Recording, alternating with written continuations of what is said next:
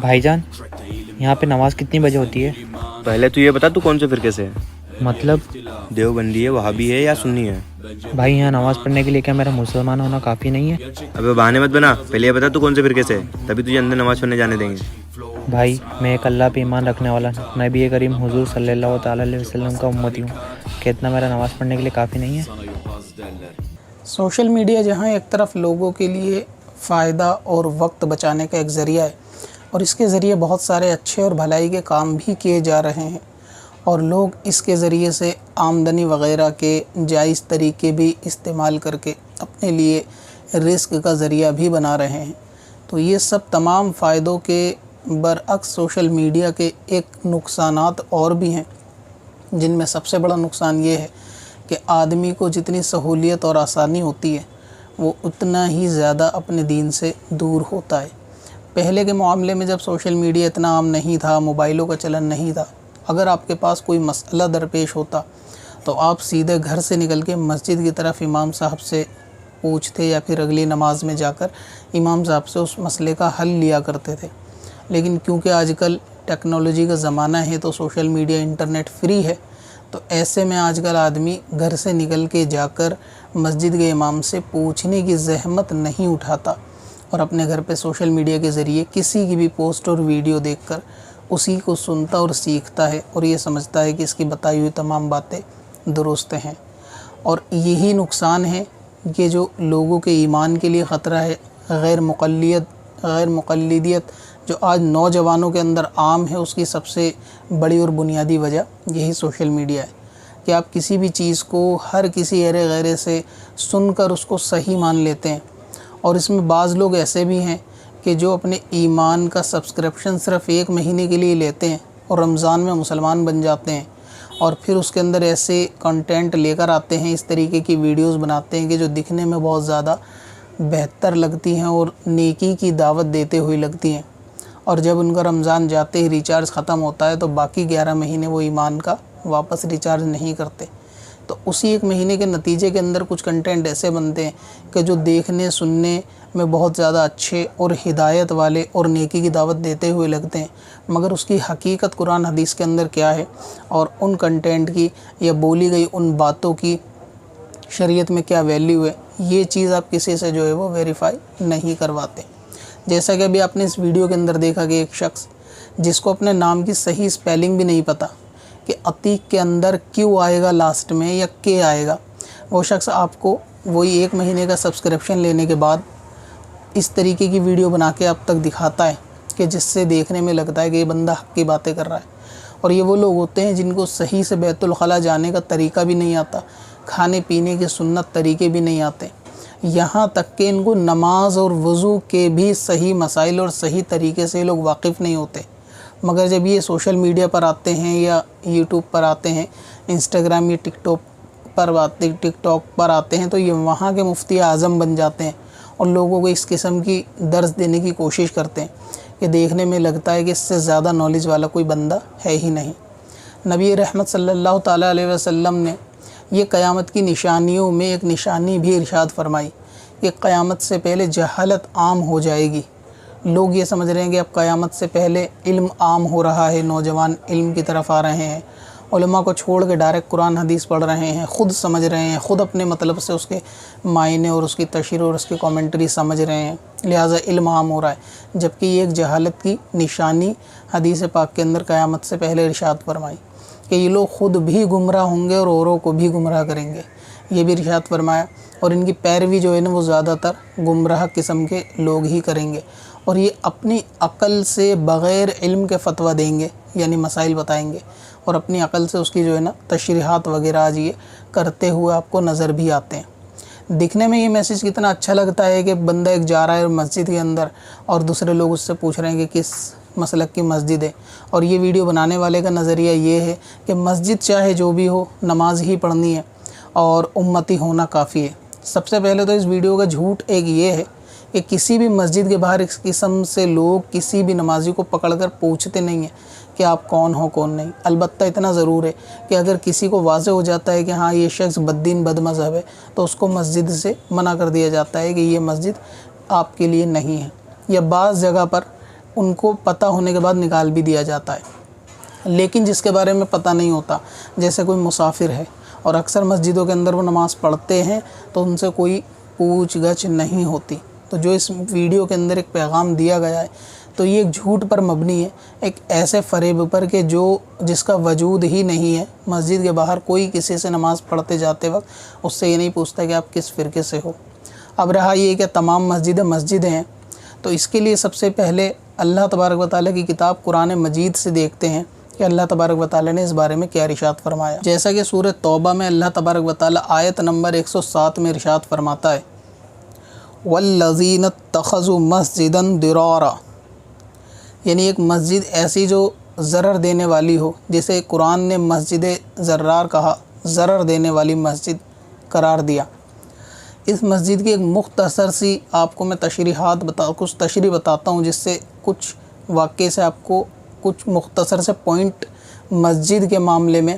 سننے دیکھنے کے لیے ملیں گے۔ نبی پاک صلی اللہ تعالی علیہ وسلم سے ایک شخص ابو عامر نامی جو ہے وہ ملا مدینہ کے اندر، تو حضور علیہ السلام سے جب اس کی بات ہوئی تو اس شخص نے نبی پاک سے پوچھا، نبی پاک نے فرمایا کہ میں دین ابراہیمی پر ہوں، تو وہ شخص بولا کہ دین ابراہیمی پر ہی میں بھی ہوں، یعنی جب کسی سے ملاقات ہوتی ہے کہ آپ کا نام کیا ہے، آپ کون سا دین یا مذہب لے کر آئے ہیں، تو وہ شخص بولا کہ میں بھی اسی دین ابراہیمی پر ہوں۔ پھر نبی پاک سے ایک شخص بولا کہ آپ نے اس کے اندر کوئی ملاوٹ کر دی ہے اس دین میں۔ اس کے کہنے کا یہ مقصد تھا کہ اسی دین کو میں بھی فالو کر رہا ہوں، دین ابراہیمی کو، اور آپ کہتے ہو کہ آپ بھی اسی دین پر ہو، لیکن طریقے دونوں کے بہت سارے الگ الگ ہیں، تو کیا آپ نے اس دین کے اندر کوئی ملاوٹ کی؟ تو حضور علیہ السلام نے فرمایا کہ نہیں، میں نے اس دین میں کوئی بھی ملاوٹ نہیں کی، یہ خالص دین میں آپ تک لایا ہوں۔ تو اس پر وہ شخص نے فرمایا کہ ہم دونوں میں سے جو بھی معاذ اللہ جھوٹا ہو، سفر کے اندر بے یار و مددگار اللہ تعالیٰ اس کو تباہ اور برباد کرے۔ اس پہ حضور علیہ السلام نے آمین بھی کہا۔ پھر اس نے حضور پاک سے کہا کہ آپ، یعنی دشمنی اس کی دین مختلف ہونے پہ اس قسم کی بڑی کہ اس نے کہا آج کے بعد آپ جس بھی گروہ سے جنگ کریں گے میں آپ کے مقابلے میں آپ کو کھڑا ہوا ملوں گا، یعنی میں ہر اس شخص کا دوست رہوں گا جو آپ کے ساتھ جنگ کرے گا، جو آپ کے ساتھ لڑائی کرے گا، میں ہمیشہ اس گروہ کے اندر شامل رہوں گا۔ اور اس کا طریقہ کار یہ رہا بھی کہ جو بھی جنگ ہوتی نبی پاک کے مقابلے میں وہ آ کر اس گروہ کا دوست بنتا اور صحابہ کے اوپر جو ہے وہ تلوار کھینچتا تھا۔ پھر جب ان کی جیت نہیں ہوتی تھی، ہارتے تھے، تو یہ شخص ہارنے کے بعد وہاں سے بھاگا اور اس نے اپنے منافق باقی لوگوں کو ایک پیغام بھیجا اور کہا کہ ایک مسجد کو تعمیر کیا جائے، ایک مسجد بنائی جائے، اور آپ اپنا سارا سامان وغیرہ جنگ کا جو ہے وہ سب جمع کر کے رکھو، میں ملک شام سے دوسری فوج لے کر آتا ہوں، پھر ہم جو ہے نا ان پہ حملہ کریں گے۔ مسجد بنانے کا جو مقصد تھا وہ بھی یہی تھا کہ وہ جنگ میں جیت نہیں پاتا تھا، تو اس کو یہ چیز معلوم تھی کہ اگر مسلمانوں میں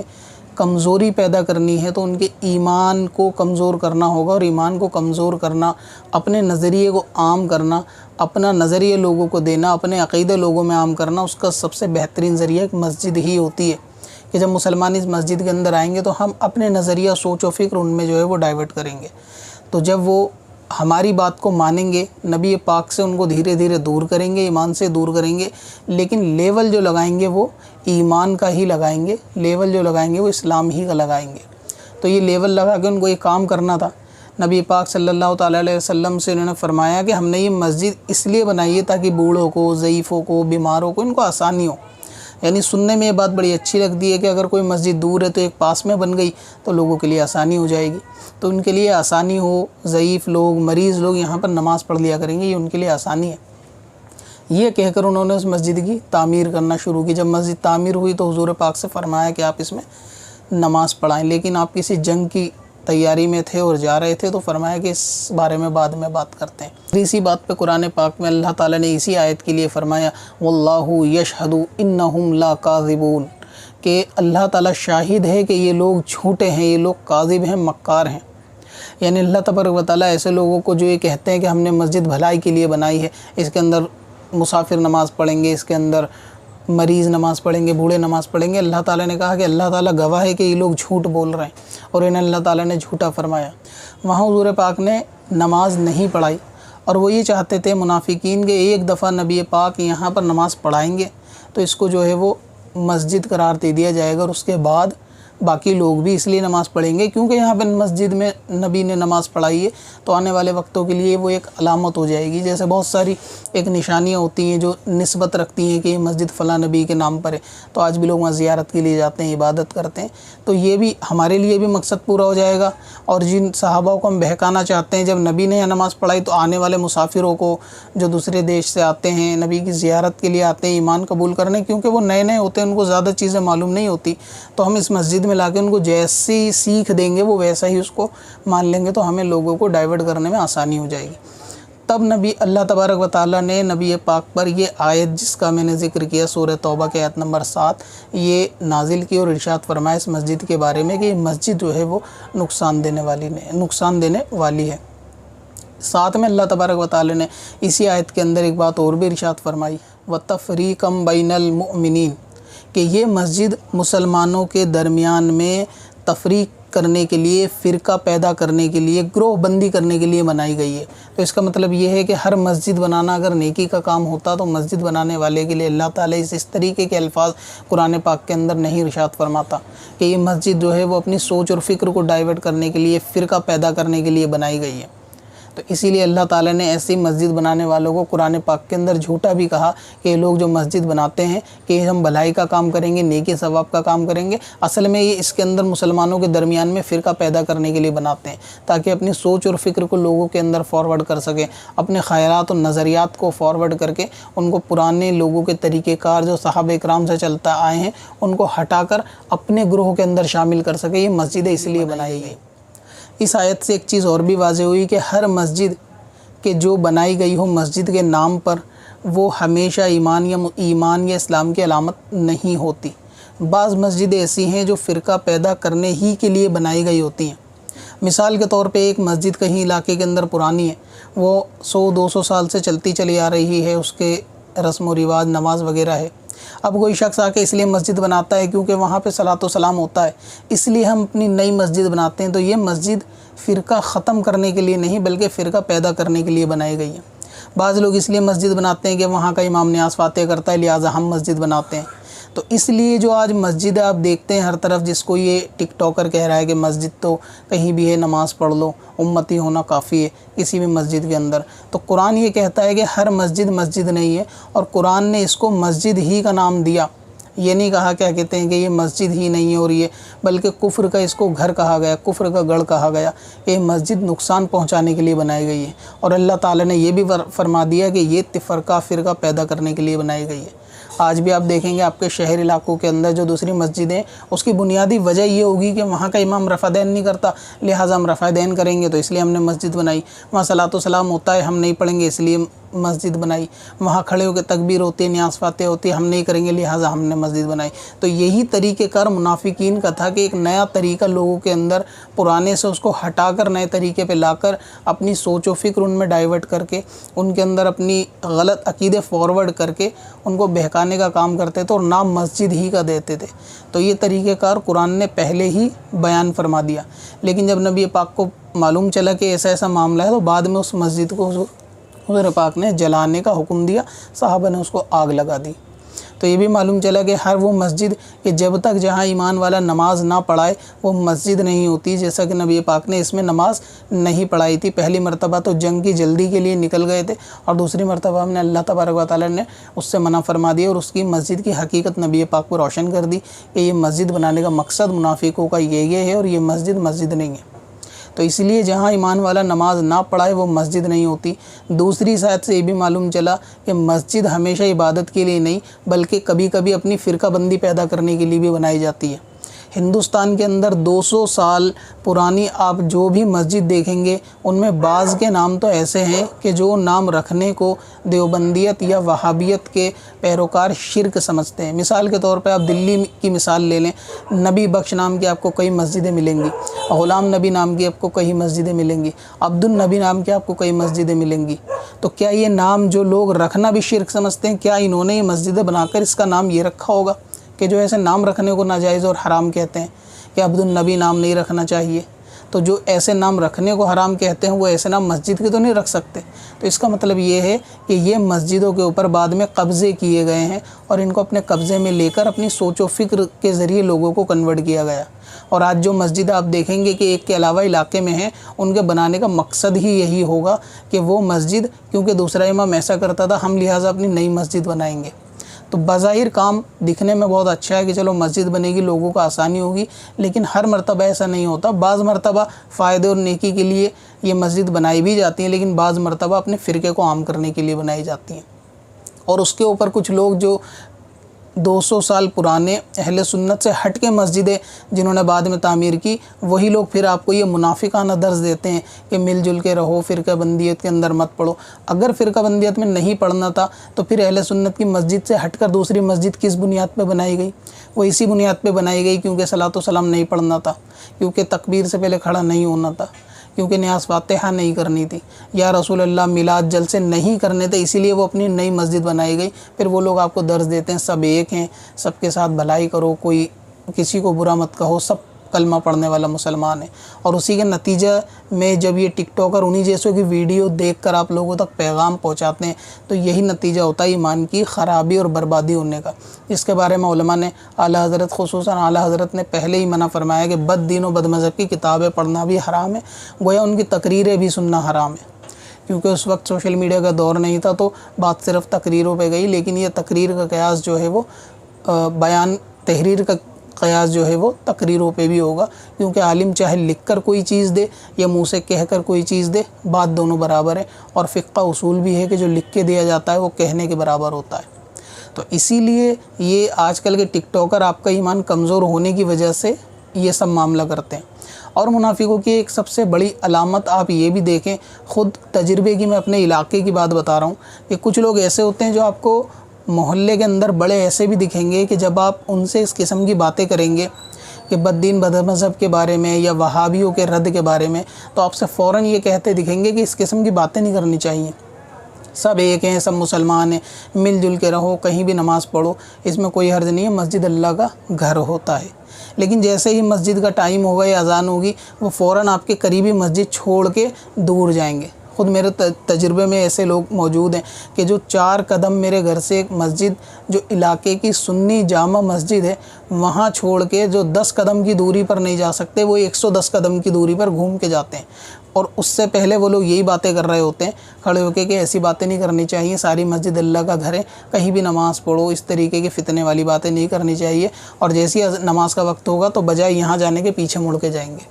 تو یہ ایک منافق کی پہچان ہے کہ وہ جو اپنے زبان سے کہہ رہا ہوتا ہے اس کے دل میں اس کے خلاف ہوتا ہے۔ جب وہ لوگوں کو یہ درس دیتا ہے کہ ایسی باتیں نہیں کرتے، وہ خود بھی جانتا ہے کہ کوئی کہیں بھی نماز پڑھے، مجھے تو اپنے مسلک والے ہی کے پیچھے نماز پڑھنی ہے، اور اس کو وہ بظاہر لوگوں کے سامنے اظہار نہیں کرتا۔ اور جو ایمان والا ہوتا ہے وہ اظہار بھی یہی کرتا ہے کہ سب کے پیچھے نماز نہیں ہوتی، لہٰذا وہ پڑھتا نہیں، یعنی جو اس کے دل میں ہے وہی اس کی زبان پہ، اور جبکہ منافق کے دل میں کچھ ہوتا ہے، زبان پہ کچھ ہوتا ہے۔ جو شخص 10 منٹ پہلے یہ درس دے رہا تھا کہ کہیں بھی نماز پڑھ لو، نماز کا وقت ہوتا ہی وہ یہاں کیوں نہیں گیا؟ کیوں وہ 110 قدم کی دوری پیر گھوم کر پیچھے جاتا ہے؟ کیونکہ اس کے دل میں چور ہے، وہ جانتا ہے کہ یہ مسجد نہیں ہے، یہ جو نئی مسجد دوسرے میں علاقے میں نئی بنائی گئی ہے وہ اسی طرز پر بنائی گئی ہے کیونکہ جو یہاں کے لوگ ہیں ان کو ڈائیورٹ کرنے کے لیے، اور اس کا نتیجہ ہوتا بھی ہے۔ آپ آج دیکھیں گے جتنے بھی لوگ ہیں نا، جو نوجوان ہیں، کہیں بھی نماز پڑھ لو اس قسم کی باتیں کرتے ہیں، اگر وہ اپنے گھر میں تحقیق کر کے دیکھیں، ان کے باپ، ان کے دادا، ان کے نانا اور ان کے نانا کے نانا یا جو بھی پیچھے تک ہیں، وہ تمام کے تمام اہل سنت مسلک اعلیٰ حضرت والے، یعنی جس کو عام زبان کے اندر بریلوی کہا جاتا ہے، نیاز و فاتحہ کرنے والے ہی ملیں گے۔ لیکن وہ لوگ آج کیوں ہوئے؟ کیونکہ اسی قرآن کی طرز پر جو ہے وہ منافقوں نے مسجدیں بنائیں، پھر اس کے اندر لوگ نماز پڑھنے گئے، اور اس کا نتیجہ یہی ہوا کہ وہ ایمان سے بھٹک گئے۔ اور یہ طریقہ کار قرآن پہلے بیان کر کے مسلمانوں کو آگاہ کر چکا ہے کہ ہر مسجد مسجد نہیں ہوتی، یہ مسجدیں نقصان پہنچانے کے لیے بنائی جاتی ہیں، لہٰذا ان مسجدوں سے دور رہا جائے۔ تو ایسی مسجدیں کہ جو بد دین بد مذہب کی ہو، لوگ بڑی شوق سے وہاں پر جاتے ہیں جمعہ پڑھنے کے لیے، پھر ان کے بیانات سن کے، ان کی باتیں سنتے ہیں، دھیرے دھیرے ایمان سے جا کے ان میں ڈائیورٹ ہوتے ہیں، اور ان کا پرپس بھی یہی ہوتا ہے کہ دوسرے تمام لوگوں کو کنورٹ کر کے اپنے نئے فرقے جو 200 سال پرانا بنا ہے اس میں لایا جائے۔ پھر یہ کہتے ہیں کہ حنفیت عام تھی، جیسے پاکستانی ایک کامیڈین طارق مسعود کو آپ نے سنا ہوگا، देवबंदियत कुछ नहीं होती, बरेलवियत कुछ नहीं होती। 200 साल पहले तमाम अहले सुन्नत थे और हनफी थे, और फिर जिन्होंने बिदत के ख़िलाफ़ फतवे दिए उनको देवबंदी कहने लगे। बिदत के ख़िलाफ़ फतवे देने वाले देवबंदी तो ख़ुद 200 साल पहले आए, उससे पहले तो उनके नामो निशान की कोई मस्जिद भी हिंदुस्तान के अंदर नहीं थी। 200 साल के बाद इनका वजूद जब सामने आया तो ये तो नए वो लोग हुए जो बाद में पैदा हुए। और हनफियत आम थी, वो हनफियत अहले सुन्नत के शक्ल में आम थी, और वो हनफियत अहले सुन्नत के अलावा जिस तरह आप कह दें कि न्यास फातिहा करने वाले या मिलाद करने वालों की शक्ल में आम थी, क्योंकि देवबंदियत से पहले पूरे हिंदुस्तान के अंदर सलात व सलाम और मिलाद का सिलसिला आम होता था, बल्कि हिंदुस्तान में नहीं पूरी दुनिया के अंदर होता था, जिसके लिए मैं एक सेपरेट वीडियो बना भी चुका हूँ कि मिलाद बरेलवियों का काम है या फिर पुराना चलता आया साहब और ताबई का काम है। तो उसका लिंक जो है मैं नीचे डिस्क्रिप्शन के अंदर दे दूँगा, आप वहाँ देख लें। तो इस तरीके के टिकटॉकर या यूट्यूबर की वीडियो पर आकर जो लोग ईमान ख़राब कर रहे हैं उनको सावधान रहना चाहिए। और सबसे ज़्यादा गलती उन लोगों की जो इन वीडियो को शेयर करते हैं, स्टेटस बनाते हैं, लोगों में आम करते हैं। अब क्योंकि ये तो हक़ के धोना भी नहीं जानता और ये आपको दर्ज दे रहा है कि कहीं भी नमाज़ पढ़ लो, ऐसा कर लो, वैसा कर लो। ये है कि आप जो है दवाई लेने के लिए मज़दूर के पास भी जा सकते हैं, कि जो घर बना रहा हो आप उससे कहेंगे मेरे सर में दर्द है ज़रा देख लें। आप ऑपरेशन कराने के लिए सैलून वाले के पास भी जा सकते हैं, क्योंकि उस तरह की कैंची तो उसके पास भी होती है, आप चीरा उससे भी लगवा के ऑपरेशन करा सकते हैं। तो क्या आप उससे कराते हैं? नहीं। जिसका जो काम है उसको वही करना चाहिए। इनका काम अगर नाचने गाने का है, जब तक इनको हिदायत नहीं मिलती तो इनको अपना काम करने दो। लेकिन जब ये नाचने गाने वाले लोग जो लोगों के मनोरंजन के लिए सोशल मीडिया के ऊपर नाचते हैं, जब वो आपको दीन की दावत देते हैं तो आपको उनको एक्सेप्ट नहीं